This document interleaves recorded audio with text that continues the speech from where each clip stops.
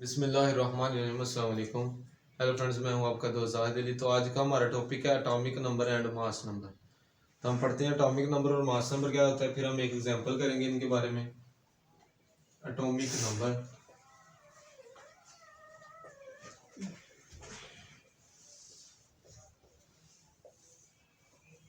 Atomic number होता है कि किसी भी एटम के अंदर मौजूद प्रोटॉन्स की तादाद को कहते हैं एटॉमिक नंबर। कि एक एटम के अंदर कितने प्रोटॉन मौजूद हैं उसको कहेंगे atomic number. It is the number of proton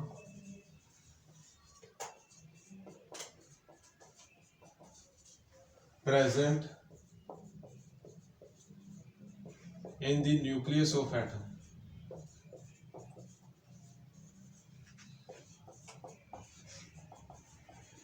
कि एक एटम के न्यूक्लियस में प्रोटॉन की तादाद कितनी है उसको कहते हैं atomic number. For example carbon है,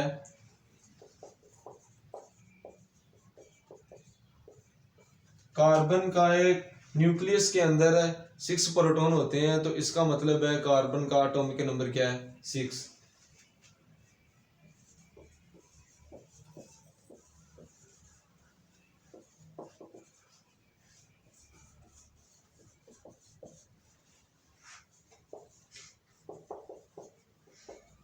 So its atomic number is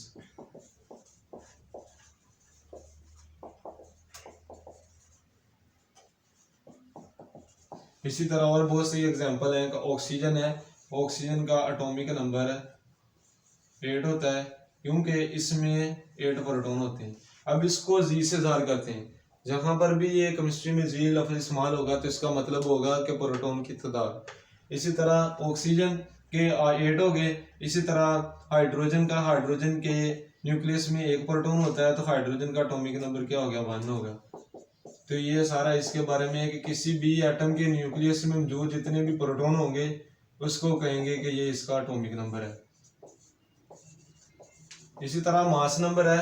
mass number होता है कि प्रोटॉन है, हमेशा न्यूक्लियस में प्रोटॉन के अलावा और भी पार्टिकल्स पाए जाते हैं, लेकिन एटॉमिक मास कहेंगे कि जब प्रोटॉन और न्यूट्रॉन की तादाद को इकट्ठा कर लेंगे तो उसको कहेंगे एटॉमिक मास या mass number.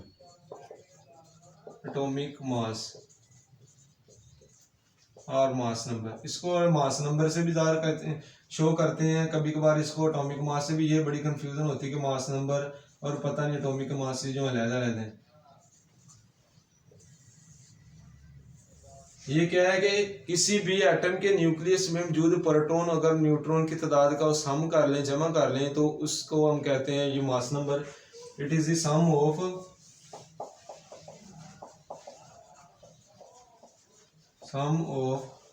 Proton and neutron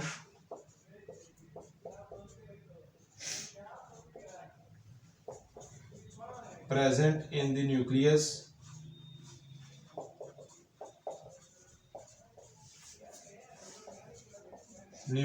of the atom।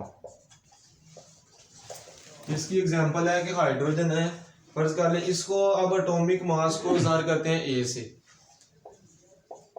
ज़ाहिर करते हैं, और इसका फार्मूला होता है G+N। जी का मतलब है एटॉमिक नंबर को जमा करना और उसमें न्यूट्रॉन की तादाद को जमा करना, इसको कहते हैं एटॉमिक मास।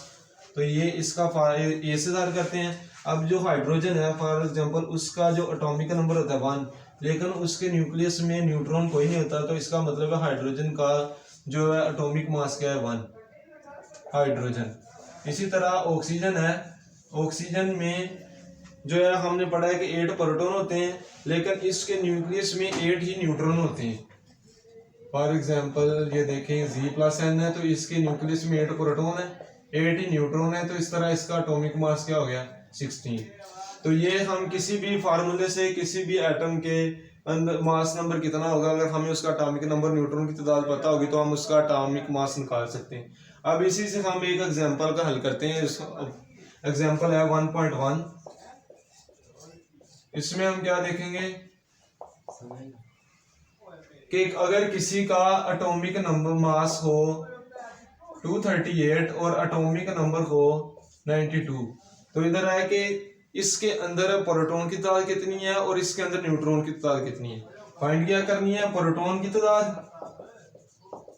इसी तरह फाइंड करनी है न्यूट्रॉन की तादाद। अब ये प्रोटॉन की तादाद हमें पता है कि जितना एटॉमिक नंबर होगा उतने ही किसी भी एटम के न्यूक्लियस के अंदर प्रोटॉन होंगे। तो इसका मतलब है प्रोटॉन एटॉमिक नंबर 92 है, तो प्रोटॉन कितने हो गए, प्रोटॉन भी 92 हो गए। और इसी तरह अगर एटॉमिक मास, अब हम निकालेंगे न्यूट्रॉन कितने होंगे, तो हमने पढ़ा है एटॉमिक मास का फार्मूला होता है G+N, निकालने हमने ये हैं। तो ये एटॉमिक नंबर को इधर ले जाएंगे तो इधर आके माइनस हो जाएगा, A minus G is equal to N। अब A की वैल्यू क्या है, 238 है, इस तरह G की वैल्यू 92 है। तो इसको हम पुट करते हैं, 238 minus 92 is equal to G। तो इसको जब हम ऐसे हल करेंगे इसका आएगा 146। तो ये अब किसके न्यूट्रॉन इसके अंदर कितने हैं, न्यूक्लियस के अंदर मौजूद है 146। तो इस फार्मूले से हम किसी भी एटम के न्यूक्लियस में प्रोटॉन और न्यूट्रॉन की तादाद हम फाइंड कर सकते हैं। तो ये थी इसकी एग्जांपल, और ये है इसके बारे में एटॉमिक नंबर और मास नंबर में। इसका जो कंटेंट होगा वो वीडियो के एंड पर अटैच कर दिया जाएगा। तो थैंक्स फॉर वाचिंग। अगर आपको ये वीडियो हमारी अच्छी लगे तो प्लीज़ सब्सक्राइब